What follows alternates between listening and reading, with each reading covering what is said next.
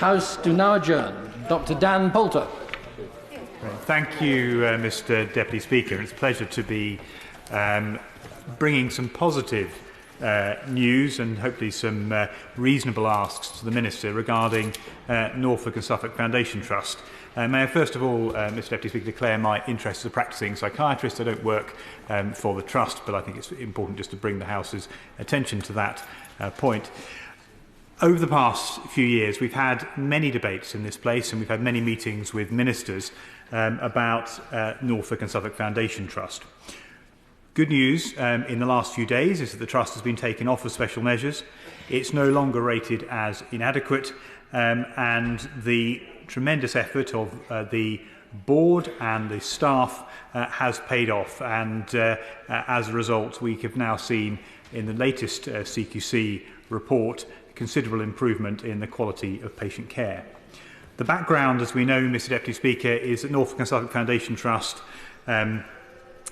which serves roughly 1.6 million people across Norfolk and Suffolk and has about 87,000 patient contacts a year, has been in difficulties for a number of years. Over the past 8 years, the Trust has been rated as inadequate 4 times, which I think is probably puts the Trust as not just as an outlier, as probably as probably the worst performing trust of both physical and mental health in the country historically. So there's been a tremendous amount of work that's been needed to be put in order to turn things around. I'm optimistic that the new leadership team at the Trust, the board and the staff have done the work that's necessary, and they will continue to do that work to now make sure that the people of Norfolk and Suffolk with mental ill health receive the improved care that they need. So in their most recent inspection, the CQC conducted an unannounced comprehensive inspection of 2 core services, of child and adolescent mental health wards and of community-based mental health wards. That inspection took place towards the end of last year. The CQC highlighted in their report, which was published on the 24th of February, a number of areas of improvement. They awarded NSFT an improved overall rating. It still requires improvement as a trust, but that is much better than being inadequate. And the Trust is now rated requires improvement rather than adequate across all CQC domains, with the exception of the caring domain, where the Trust continues to be rated as good. Within individual services, 60% of those inspected are now rated as good, and the Trust no longer has a legal warning notice relating to concerns about the quality and safety of its patient care. The CQC reported that the Trust has moved at pace to make the necessary changes, and significant improvements could be seen at all levels. It also described that feedback from patients and service users was largely positive, stating that they now felt safe and well cared for, staff were supportive of their needs and friendly and approachable. Staff were kind, they felt listened to, and staff helped them when they needed it, and that they were fully involved in their care. So some very positive feedback from patients. Key areas of good care highlighted by the CQC included that NSFT's Child and Adolescent Mental Health Ward Dragonfly achieved a significantly improved overall rating of good. Acute wards and community-based mental health services, which support working-age adults, also achieved positive improvements in overall ratings. Will my honourable friend give way on that? I will give away in 1 second to my honourable friend. And community-based mental health services for adults working age had their pilot programme for dialectical behavioural therapy, which is a type of therapy provided to people generally with personality disorder in Bury St Edmunds, recognised for outstanding practice. And on that point, I will give way. Thank you very much, Mr. Deputy Speaker. I congratulate my honourable friend for securing this debate. And I was just going to highlight the point he mentions the improvement on the acute wards. And the issue that I would just pose the question to him is a recurring theme that's come across to me in the 13 years that I've been an MP, is the lack of acute beds in the region and how so many people with real challenges, they have to source those beds out of region. That causes them a lot of distress, and it causes their families a great deal of anguish as well.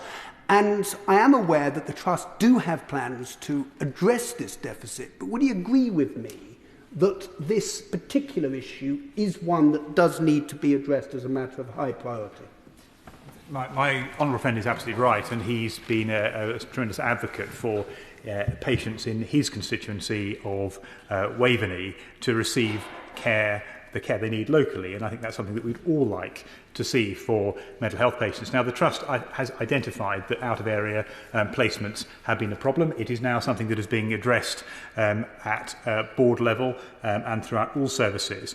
Part of that is going to be about improving and developing the mental health estate and improving the inpatient facilities that are available locally in Norfolk and Suffolk. And part of it's also going to be about transforming the model of care to move away from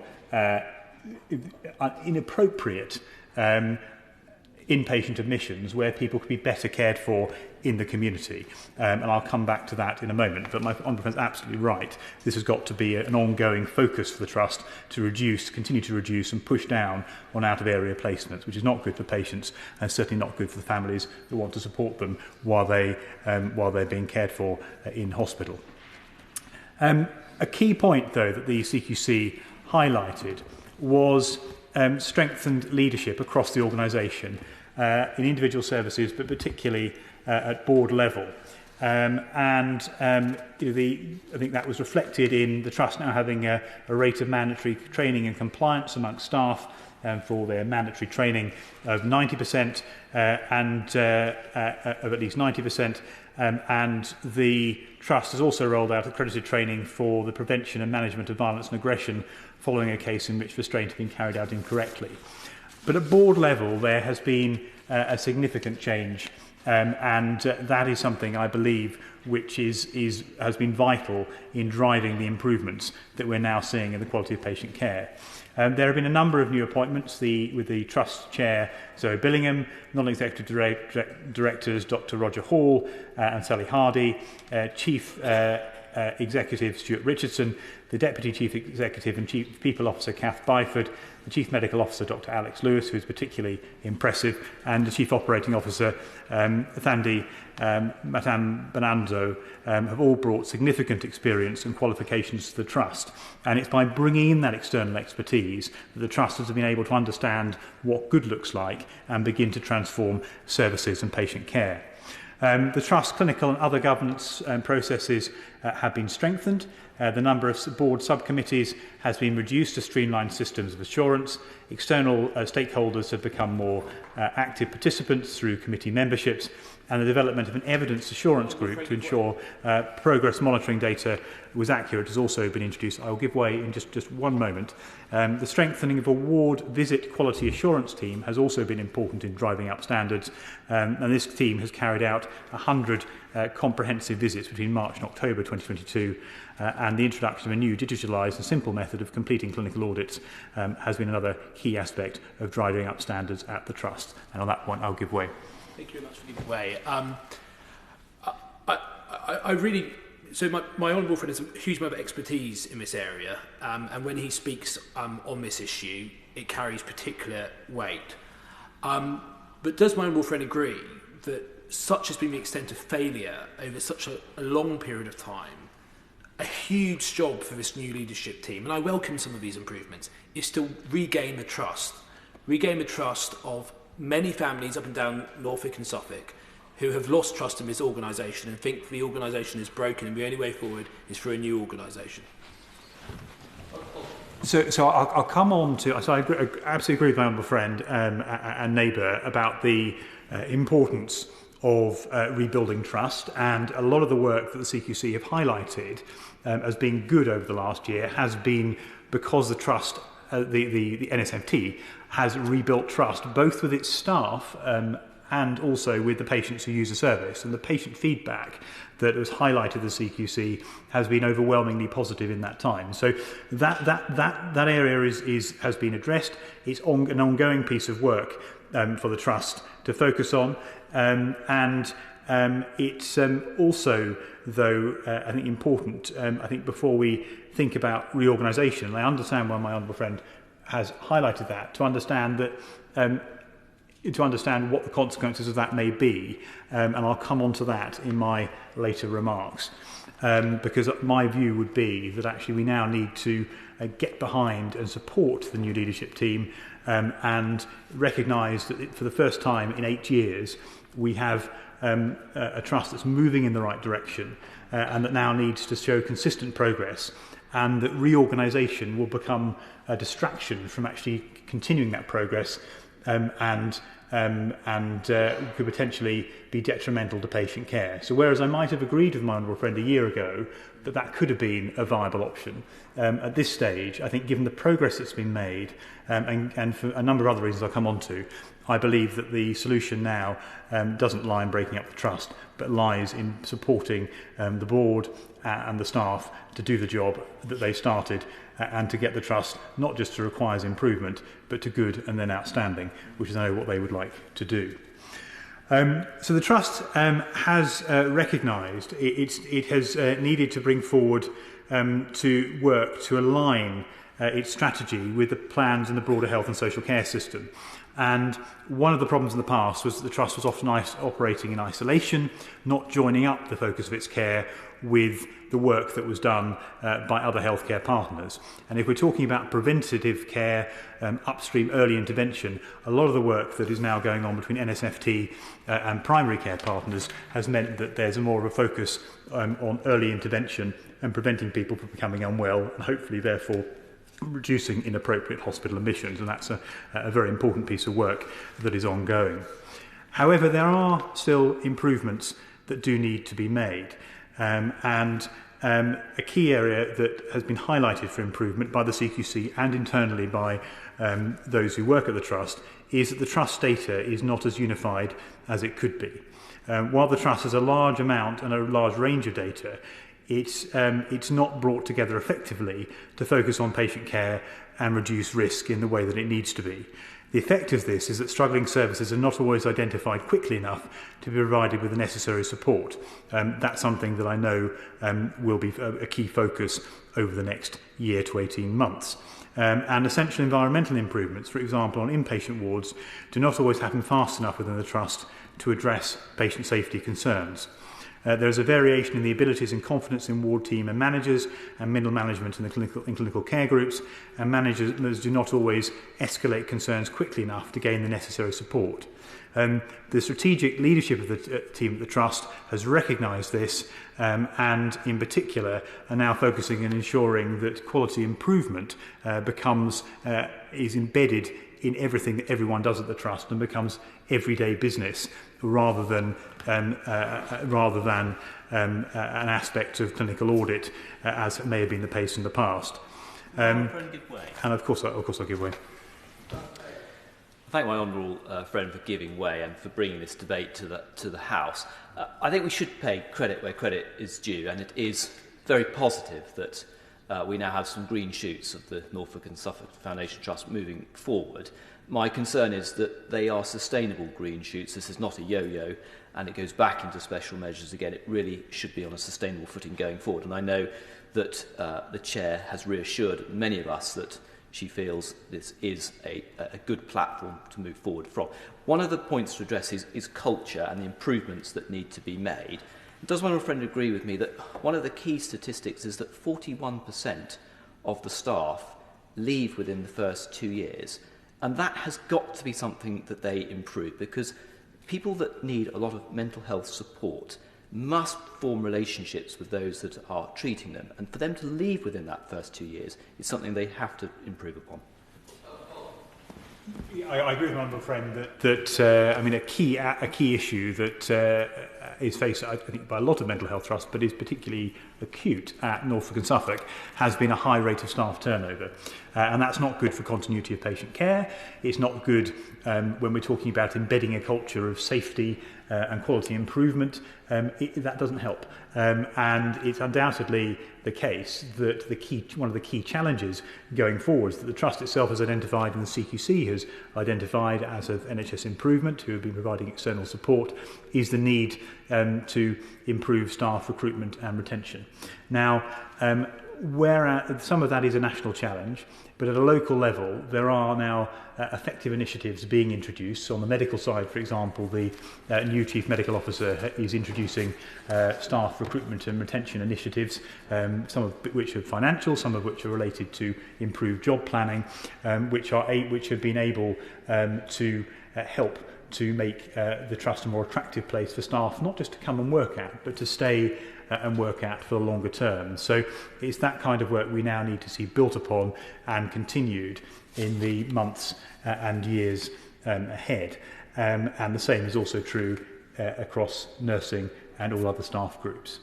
Other areas to highlight, where things are going well, is in investment. So the Trust has invested 3.2 million in digital improvements, 1.6 million in improvements to clinical areas, 1.3 million in refurbishing bungalows for people with learning disabilities, 1 million to address safety issues, and 600,000 to improve the pharmacy at Hellerson Hospital in Norwich. There are now new services, 95 new primary mental health nurses working across the Trust directly with primary care, who have ensured that they are offering more than 80,000 appointments in GP surgeries across Norfolk and Suffolk. There is a 22-strong rehabilitation team, and there's also a new Armed Forces Veterans Wellbeing Service in partnership with Walking with Wounded and Outside the Wire, who are helping to improve the mental health available to veterans across Norfolk and Suffolk, and we know that we have many of those living in our constituencies. Mr. Deputy Speaker, the Trust still has a lot to do, but it has achieved a lot in the last year under new leadership, and I would like to put on record my thanks to the board and my thanks to all of the staff for the work they've done in turning things around in such an effective way and so quickly. Key challenges, as we've outlined, remain the retention and recruitment of staff. The Trust has launched programmes to address that, but there's more still to do in that.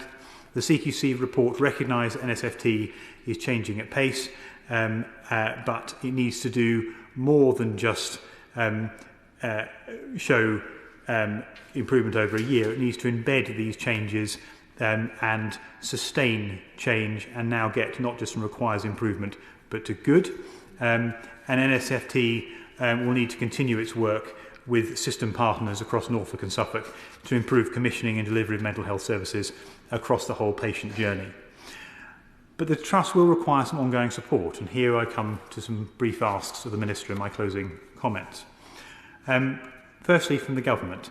The moment the Trust requires another 3 million of funding to complete the 54 million new campus at Hellerson Hospital, which will see the development of 3 new wards, and that's a key aspect of addressing the problem that my honourable friend, the member for Waveney, outlined earlier, which is so there will be less reliance on out-of-area beds, more wards to treat more local patients in Norfolk and Suffolk, and less reliance on out-of-area placements. So I hope, given that that 3 million funding potentially can be secured, and I'd be grateful for the Minister to outline how we may be able to go about that in her closing remarks. Secondly, the Trust has made inroads into issues associated with its estate more generally, but it needs significant and urgent capital investment in addition to that £3 million to help develop those new wards and modernise Hellerson Hospital. And I wondered more generally if the Minister may be able to outline what capital programmes will be available to support the Trust in these ambitions. And thirdly, funding for mental health services has been constrained despite increased needs and increased patient demand. And my general plea, and I would say this as a practicing psychiatrist, is when we're talking about parity of esteem, it would be good to see a greater move towards, when funding increases for the NHS, a greater move to actually increase funding for general, adult and other mainstream psychiatric services. Second key areas asked for the Trust are from NHS England. The Trust has benefited from strong and experienced support from outside, from NHS improvement, and also from experienced leaders like Nick Hume from East Suffolk and North Essex Foundation Trust being seconded to support the Trust. Now the Trust is off special measures. I would hope that there may still be the opportunity for some of that external support to be maintained, even in a more informal capacity. And I would look to the Minister perhaps to outline how that may continue, or whether she may be able to give some direction to help support that ongoing support, which the Trust has found very helpful during these difficult times. And finally, local decision makers and stakeholders. The Trust supports a new model of care for Norfolk and Suffolk, and ensuring that the local ICBs work effectively with the Trust to deliver more preventative upstream care, more care in the community, reducing inappropriate and unnecessary inpatient admissions is a key priority in the Trust's ambition to transform services and improve patient care. And any support that the Minister can offer about how the government would be able to encourage or enable the local ICBs to be more effective at doing this would be gratefully received by the Trust. And finally, on the issue of breaking up the Trust, I would at this stage urge the Minister to give a commitment today at the dispatch box that, given the progress that's been made by a very effective new board with a group of individuals with a good skill set, given the commitment that's been shown to staff to turning around the Trust and moving the Trust away from special measures, away from inadequate, towards required improvement, that the threat of the Trust being broken up can be taken off the table at this stage, so it can now get on with the focus of caring for its patients. Breaking up the Trust now would be very disruptive to patient care. It also would be financially inefficient, and it would lead to worsening of the retention and recruitment challenges that have been outlined by my honourable friend for North Norfolk, with staff feeling that their jobs were insecure. So on that final ask, asking for support with capital projects, particularly around Hellerston Hospital, asking for ongoing support, be it informally from NHSI and key national stakeholders, asking for some encouragement that could be provided to the local health and care system to support the Trust service transformation model. And finally, on the commitment from the Minister, I hope she can give this evening, that there is no threat of the Trust being broken up and it can actually get on and continue to deliver the improvements that have been put in place. I will cease my remarks, Mr Deputy Speaker, and look forward to hearing the Minister's response. But finally, Mr Deputy Speaker, can I put on record once again my thanks to the Board and the staff for turning around what was the worst performing Trust in the country, and I hope putting us into a place where we can be proud of our local NHS mental health trust, and in a place where patients will receive, not just today but in the future, a much better quality of care. Thank you. Thank you, Mr Deputy Speaker. Can I thank my honourable friend for Central Suffolk and North Ipswich for bringing forward this important debate about the Norfolk and Suffolk NHS Foundation Trust and highlighting the progress that has indeed been made, because the difficulties at the Trust have been well documented and there have been long-standing performance and quality issues for many years. And these have been highlighted by many members of this House, many of whom are here this evening, from North Norfolk, from Bury St Edmunds, from Waveney and Ipswich, on behalf of their constituents, but all the MPs in Norfolk and Suffolk who've worked so constructively to make this progress and support the Trust and the patients and staff there too, to understand the root causes and to ensure effective plans are in place to improve patient outcomes. I and many of my ministerial predecessors have met on several occasions collectively with honourable and right honourable members from Norfolk and Suffolk, alongside NHS England, the CQC and representatives from the Trust and the newly formed ICBs as well, to review progress and ensure that there was an effective plan to achieve the quality of care that patients and families so clearly deserve. And I'm pleased to say that the latest CQC report recognises some key progress in areas of improvement, and that the leadership team and staff across the Trust should be congratulated for their hard work on this, and that the Trust's overall rating has moved from inadequate to requires improvement. But there were many elements of that report which were noted as good, and that it has to be an indication that things are moving in the right direction. The CQC does report that the Trust has moved at pace to make the necessary changes, and there are significant improvements at all levels, which is very encouraging news. And I understand that my honourable friend, along with other members from Norfolk and Suffolk, were invited to attend a briefing on the 23rd of February prior to the publication of the inspection. And I hope those that were able to attend found that a constructive session, and it sounds like that there's collective agreement that progress has been made. I myself had a similar session with the CQC the day before, and I found encouraging progress and was reassured that many of the issues that have been raised previously are being addressed. But there's clearly still very significant challenges at the Trust which must be addressed, and which my honourable friend has outlined so well this evening. I do welcome the progress the Trust and its leadership team has made, and it setting out a realistic improvement delivery plan and their commitment to take this forward. I'm pleased to hear from the CQC that the Trust and all their partners are clear that there can be no taking the foot off the pedal, and now is the time to double down on efforts and not just assume that the progress will continue as we've seen over the last few months. I'm pleased to confirm that NHS England will continue to provide the existing level of support to the Trust, and a full-time improvement director is in place with representation at the Trust governance meetings, so they have full visibility on the latest data and improvements needed. They'll continue to work closely with the Trust and key stakeholders to ensure that the recent progress that has been made will continue to be built upon. And as part of the next step, a rapid quality review meeting between the Trust and its partners will be on the 27th of March.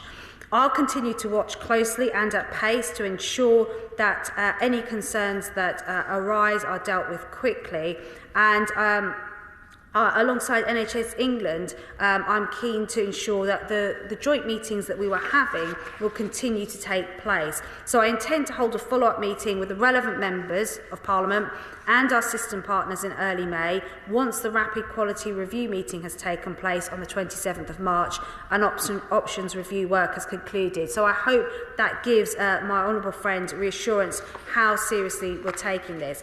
There's a couple of points more generally on wider mental health, and on the 23rd of January I announced that we were commissioning a rapid review into mental health inpatient settings with a focus on how we use data and evidence to look at more broadly the quality of inpatient services in mental health across England, including complaints, whistleblowing alerts, and to identify risk to safety.